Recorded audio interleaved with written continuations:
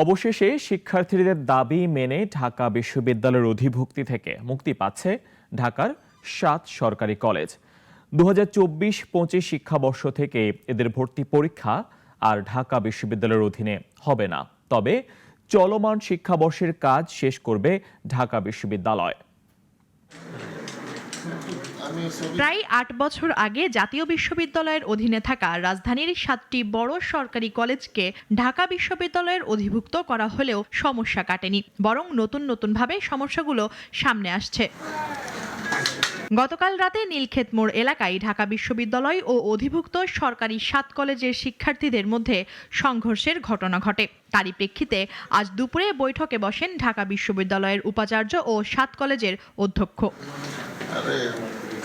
জরুরি বৈঠকে এসব সিদ্ধান্ত হয়। ঢাকা বিশ্ববিদ্যালয়ের সঙ্গে থাকছে না ৭ কলেজ। আসন সংখ্যা ও ভর্তি ফি নির্ধারণ সহ যাবতীয় বিষয়ে মন্ত্রণালয় কর্তৃক গঠিত বিশেষজ্ঞ কমিটি সিদ্ধান্ত গ্রহণ করবে।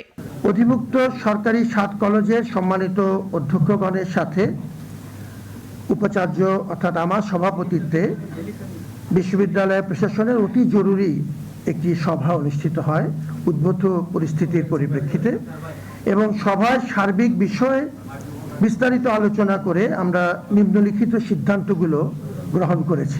যেসব শিক্ষার্থী বর্তমানে ঢাকা বিশ্ববিদ্যালয়ের চলমান শিক্ষা কার্যক্রমের অধীনে রয়েছে, তাদের ক্ষেত্রে বিশ্ববিদ্যালয় প্রশাসন দায়িত্বশীল থাকবে।